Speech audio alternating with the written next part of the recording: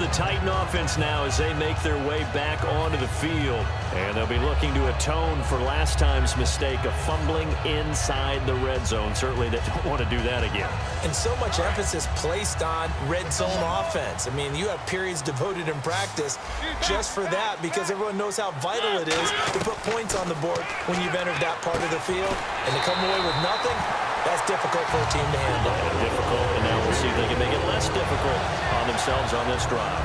That was a nicely run slant route, and what the receiver's trying to do is make the defender think he's going upfield for a deeper route and then breaks it off, usually after about 3 to 4 steps, and cuts towards the middle of the field. And now what he's trying to do is use his body to keep the defender away from the football and get the quarterback a really nice target.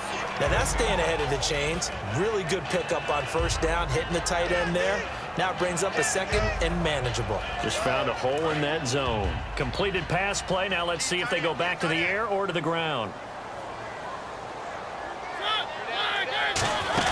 That was second down run for Murray. And he'll be taken down at the 46-yard line. It's a gain of 4 there, and it gives him a new set of downs. So many teams want to throw the ball in this situation nowadays, but I love watching a team that has enough confidence to go ahead and run the football in that situation. That's almost a tendency breaker. Mariota. And the tip there altered the ball flight, and it falls incomplete. It'll be second down. Anytime a ball's thrown in the middle of the field that's popped up in the air, I expect someone to catch. It doesn't matter whether it's offense or defense because there's usually a great amount of bodies in that part of the field. In this case, no one came up with it. They'll try and set up the screen. It's complete. And taking it across midfield and inside the 45. They ran that one well, and not only did they pick up a nice chunk of yardage on the screen, they sent a message to the defense. Rush the passer all you want, but you better be careful. We can hit you going back the other direction. And, of course, the quarterback in this situation, he's realizing time is becoming a factor. Let's see if they can get some points on the board here late. Mariota now to throw on first down. And it's incomplete. Took a shot, couldn't connect. Kendall Wright, the intended target. That'll bring up second down. And let's see what the defensive coordinator may have up his sleeve here to try to get this final last stand and win this football game. To throw, Mariota. Throw left side, complete to Sharp. They'll get 9 there as that sets them up better for third down. What's fun to watch is these college receivers transitioning into the NFL and how they grow as route runners. Because a lot of times now in the college game, the spread offenses, there aren't that many routes that they're actually running. Most of the time, they're just trying to find open space and present themselves to the quarterback as easy targets. But in the NFL, you've got to run the entire route tree, and you've got to run it well if you expect to get open. Mariota is going to hit his man out of the backfield, complete. It goes as a gain of 8, and it moves the chains. Would it be safe to say that as precise as routes are supposed to be run in the NFL, maybe they're not quite as precise in college ball? That's accurate, yeah. And I think we saw a college route in the NFL there. Just find the soft spot, find the dead zone, and find the first down. And that's what he just did. And he'll fight forward maybe to the line of scrimmage, but that's all. Just a yard on the pickup there, and it'll bring up a 2nd and 9. Partner, we know today's NFL is really built around the guy throwing the football. But these short runs, they still pay dividends because they can take their toll on a defense, and they can add up as the game goes along. You control the clock, you control the ball, and that way you often control the game. Time for a break. We're back to see what happens after this. Around 2 minutes to go, and if the D can hold them, that'll end this one. We always think about the offense attacking. In this case, I'm looking for the defense to do the same. He'll look to throw. That's complete to Sharp.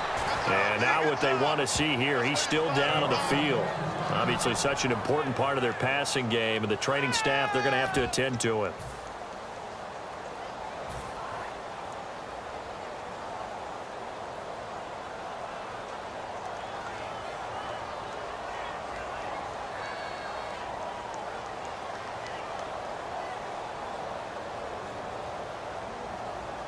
Down 4 late. Got to go for it here on 4th down.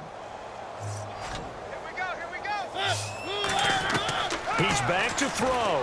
Got a man. It's right. And he gets the first down yardage before he's brought down just outside the 10 at the 11. Well, the feel that I get on this is that they felt like 3 was just not going to be enough after getting this deep into their territory. And Charles, correct me if I'm wrong, but it didn't even look like they hesitated there. They knew they wanted to go for it. That tells me that during the week, they were thinking about these situations, and they feel like... Now the Steelers put a stop to the action with a timeout defensively. It's just their first. They've got 2 more to use here in the final stages. This is turning into a bit of a death march here, the 13th play of this drive. Back to throw. Oh, it's a screen pass. That's complete. And the stop will come inside the... And the Steelers signal for another timeout. That'll leave them with just 1 remaining in this 4th quarter of play. I know most of the time when the ball's in the air, you're thinking wide receiver, tight end, but running backs, they can be a big part of any passing offense nowadays.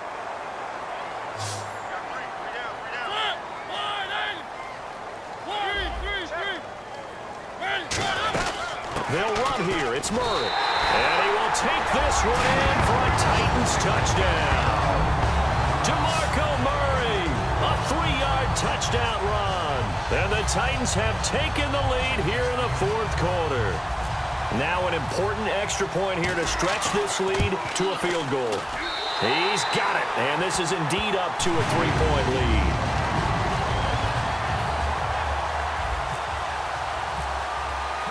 It's Ryan Suckup on after the touchdown to kick it away. That's fielded in the end zone. And no run back here. This will be a touchback, and it comes out to the 25-yard line. The Steelers offense now, they head back onto the field. They're only in need of a field goal, a decent amount of time on the clock. So tell me if I'm wrong. You don't have to be too panicked here. No, not at all. I agree with you. And this is where your preparation and your confidence comes into play. They've worked on these situations. Yeah, they practice this all the time. They practice it all the time. And that's caught inside the 35. It's a big play. Roethlisberger to Brown. 42 yards. And now it looks like they're going to be in the hurry-up. And at this stage, down in the second half, looks like they just wanted to find a way to get it in the hands of their playmaker, and they did. I think you're exactly right. I don't think the coordinator's looking at his play sheet and trying to figure out which play will work well. He's trying to figure out how to get the ball to the playmaker that you just described. Looking down at that sheet, you find people plays, not necessarily X's and O's, and that's exactly what they did there.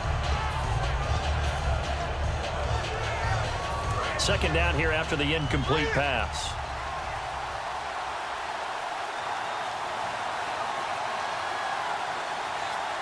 They come up with 1 running back. That's Bell. They'll look to throw. And Green with a catch left side. And inside the 20 before he's brought down. 15 yards there on the catch and run. Coaches always harp on the quarterback reading the defense and getting it to the open man. That's good recognition there. And how about what he did after the catch? Yeah, hit your tight end, let him get some rack. Yeah, when he gets moving, not many guys want to come over and put a hit on him, do they? Just looking at it from a defensive perspective, when you break the huddle in the red zone, tight end is one of the guys you've got to key on because quarterbacks want the ball in their hands fast in this position, and they want to get it to someone. And in this case, he had the play. They just didn't complete it. That is caught. And he's going to take it in for a Steeler touchdown.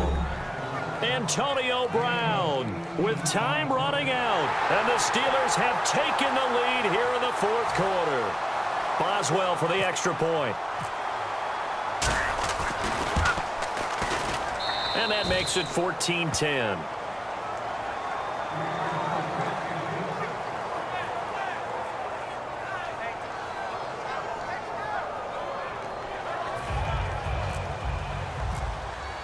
Boswell now to kick it away after the touchdown.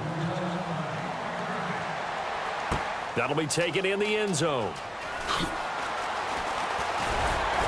And the decision to come out is going to cost him 5 yards with a new rule as he's taken down right at the 20-yard line. And here comes Tennessee as they get set to take the field. 1 possession game.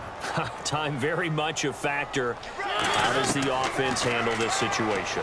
Well, in a lot of cases, they should be somewhat relaxed. Now whistles come in. We're going to get a timeout here by the offense. That'll leave them with just 1 remaining in this 4th quarter of play.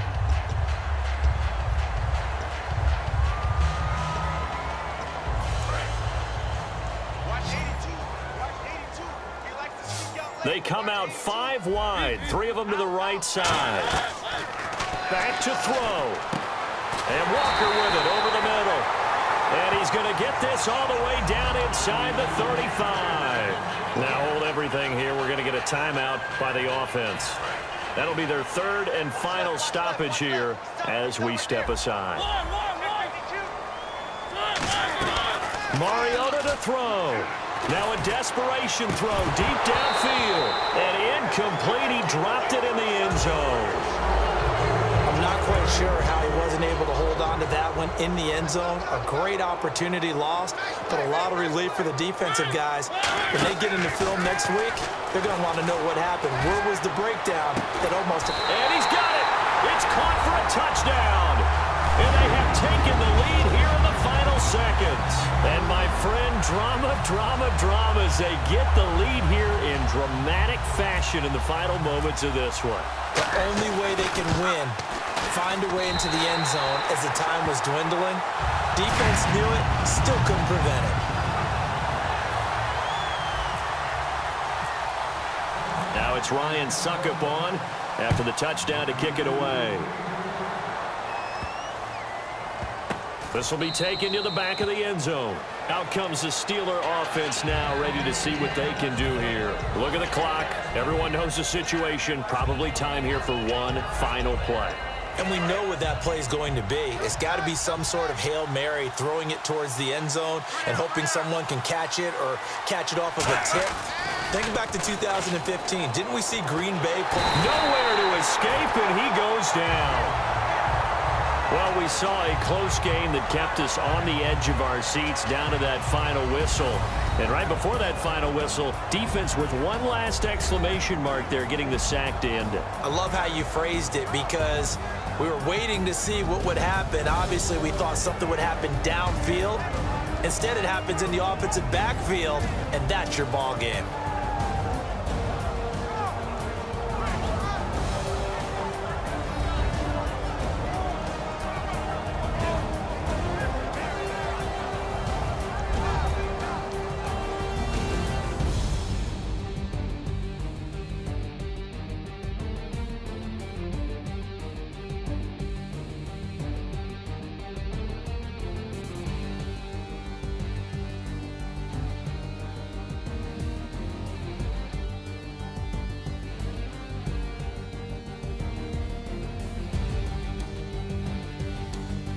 That'll do it for us. For Charles Davis and all our hardworking crew, I'm Brandon Gaudin. You've been watching the NFL on EA Sports. For more, find us on Twitter at EA Madden NFL.